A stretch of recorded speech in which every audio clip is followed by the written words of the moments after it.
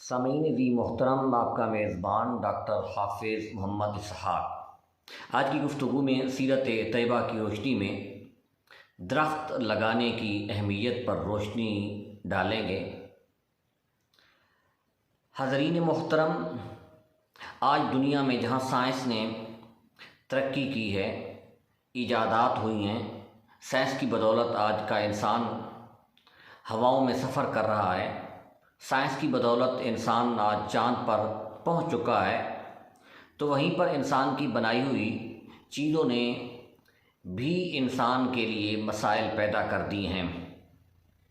آج فیکٹریز کے زہریلے گیسز کیمیائی عمل کے ذریعے سے وہ انسان کے لیے بہت ہی خطرناک ثابت ہو رہے ہیں۔ گاڑیوں کا شور ہو یا گندگی ہو، غلاظت ہو، اس طریقے سے انسان نے قدرتی ماحول کو اپنی بنائی ہوئی چیزوں کے ذریعے سے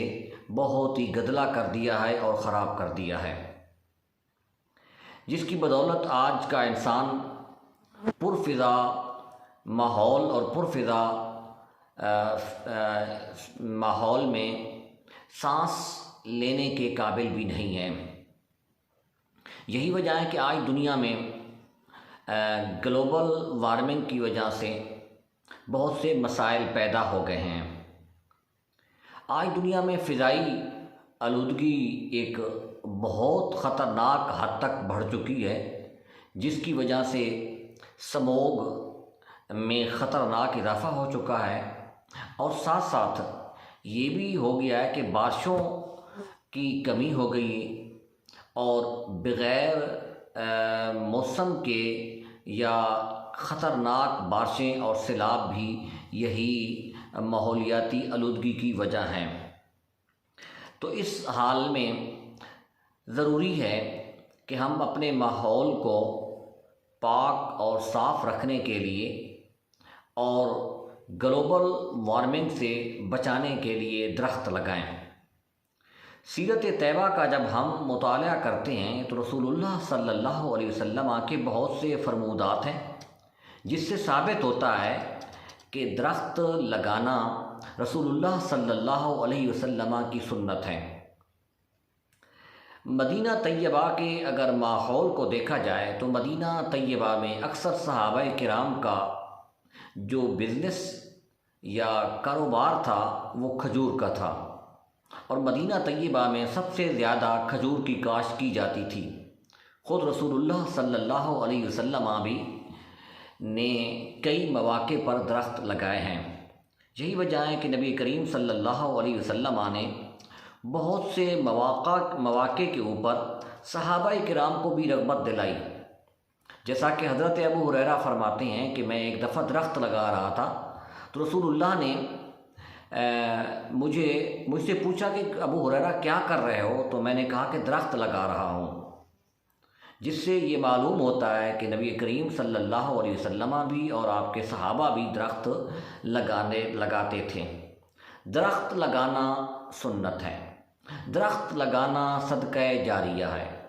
صدقہ جاریہ کس طرح ہے کہ کسی شخص نے درخت لگایا، اس سے اگر کوئی پھل پیدا ہو گیا اور وہ پھل کوئی انسان استعمال کرتا ہے یا حیوان استعمال کرتا ہے تو وہ اس کے لیے صدقہ جاریہ ہے۔ درخت کی وجہ سے جو ایک گلوبل وارمنگ میں کمی ہوگی، اور اسی طریقے سے درخت کی وجہ سے جو ایک ماحول پاک ہوگا، قدرتی ماحول جو ہے وہ پاک ہوگا، وہ بھی اس کے لیے صدقہ جاریہ بنے گا۔ ایک شخص نے درخت لگایا، کوئی شخص اس کے نیچے آ کر بیٹھا تو اس کے سائے کو استعمال کیا، تو سایہ استعمال کرنا بھی اس درخت لگانے والے کے لیے صدقہ جاریہ بن جائے گا۔ رسول اللہ صلی اللہ علیہ وسلم کی حدیث مبارکہ مسلم شریف میں ہے، نبی کریم صلی اللہ علیہ وسلم نے فرمایا جو مسلمان درخت لگائے یا فصل بوئے پھر اس میں سے جو پرندہ یا انسان کھائے تو وہ اس کی طرف سے صدقہ شمار ہوگا۔ اسی طریقے سے مسلم کی ایک اور حدیث بھی ہے جس میں آپ نے فرمایا مسلمان جو کچھ اگائے پھر اس میں سے کوئی انسان یا جانور یا پرندہ کھائے تو اس کے لیے قیامت تک کا صدقہ ہوگا۔ معلوم ہوا کہ درخت کے اوپر اگر پرندہ آ کر بیٹھتا ہے، درخت کے پتوں کو پھلوں کو کھاتا ہے تو وہ بھی درخت لگانے والے کے لیے صدقہ بن جاتا ہے۔ حضرت انس رضی اللہ تعالیٰ عنہ سے روایت ہے،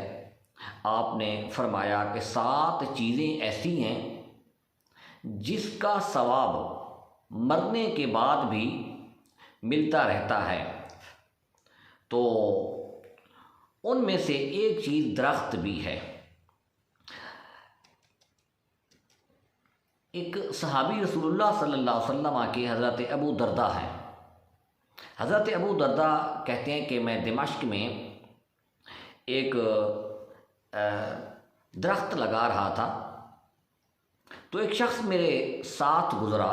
یعنی کھیتی باڑی کے ذریعے سے درخت لگا رہا تھا تو ایک صاحب میرے ساتھ گزرا، وہ کہتا ہے کہ آپ کا منصب، آپ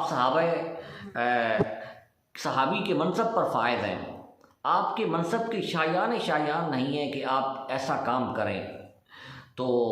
اس پر حضرت ابو درداء نے اس کو کہا کہ رسول اللہ صلی اللہ علیہ وسلم کو میں نے فرماتے ہوئے یہ سنا ہے کہ جس نے فصل بوئی تو اس فصل میں سے آدمی یا مخلوق میں سے جو بھی کھائے گا اس کے لیے صدقہ شمار ہوگا۔ درخت لگانے کے سماجی، معاشی، ملکی بہت سے فوائد ہیں۔ معاشرتی فوائد میں گلوبل وارمنگ میں کمی ہوتی ہے، درختوں کے ذریعے سے فضائی آلودگی میں کمی ہوتی ہے، جانوروں اور انسانوں کی بقا کا ذریعہ ہیں، درختوں کے ذریعے سے سیلاب میں کمی آتی ہے، قحط سالی کا، بارشیں نہ ہونے کا بھی خاتمہ ہوتا ہے اور ایندھن کی فراوانی بھی ہوتی ہے۔ درختوں کے ذریعے سے بارش ہوگی اور بارش کے ذریعے سے پانی پیدا ہوگا اور اس پانی میں ایک تو یہ ہے کہ آگے کھیتی باڑی کی جا سکتی ہے، دوسرا اس پانی کے ذریعے سے بجلی پیدا کی جا سکتی ہے، صنعتوں کی حوصلہ افزائی ہوتی ہے، غذائی ضروریات اس کے ذریعے سے پوری ہوتی ہے، زمین کی زرخیزی جو کہ ضروری ہے اس میں اضافہ ہوتا ہے۔ درختوں کے ذریعے سے ایک اور بھی اہم فائدہ یہ ہوتا ہے کہ آج جو واٹر لیول ہے زمین کے نیچے وہ کم ہو رہا ہے، اگر درخت لگائے جائیں تو اس کے ذریعے سے واٹر لیول جو ہے وہ زیادہ ہو جاتا ہے۔ طبی فوائد بھی ہیں درختوں کے۔ طبی فوائد میں آکسیجن کی فراہمی کا ذریعہ ہے، خوشگوار ماحول بن جاتا ہے، اور درختوں کے ذریعے سے ادویات دوائیاں بنائی جاتی ہیں، بہت سی جڑی بوٹیاں استعمال کی جاتی ہیں، اور جب انسان ایک ذہنی ڈپریشن میں ہو یا کوئی اس کو یعنی ذہنی طور پر کوئی مسئلہ ہو تو وہ جب درخت کے نیچے جا کر بیٹھتا ہے اس کو سکون ملتا ہے۔ بہت سے درختوں کے فوائد ہیں، تو آج درختوں کی اہمیت کے بارے میں ایک اور رسول اللہ صلی اللہ علیہ وسلم کی حدیث مبارکہ ہے۔ نبی کریم صلی اللہ علیہ وسلم نے فرمایا جو شخص کوئی درخت لگاتا ہے تو جتنا اس کے ساتھ پھل لگتا ہے اتنا ہی اللہ تعالیٰ اس کے لیے اجر لکھتا ہے۔ سامعین عزیز محترم، ہماری سوسائٹی میں، ہمارے معاشرہ میں درختوں کو کاٹا جا رہا ہے، جبکہ رسول اللہ صلی اللہ علیہ وسلم نے بلا ضرورت درخت کاٹنے سے منع کیا ہے۔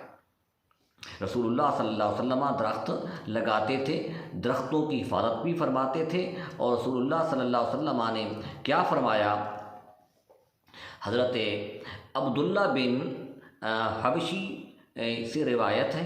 نبی کریم صلی اللہ علیہ وسلم نے فرمایا جو شخص کسی پیڑ کو کسی درخت کو بغیر ضرورت کے کاٹے گا اللہ تعالیٰ اس کا سر جہنم میں ڈالے گا۔ یہ حدیث مبارکہ ہے، لہذا درختوں کو بغیر کسی ضرورت کے نہیں کاٹنا چاہیے، درخت لگانے چاہیے۔ آپ کا گھر شہر میں ہے، آپ کا گھر گاؤں میں ہے، آپ کسان ہیں، مزدور ہیں، تاجر ہیں، ملازم ہیں،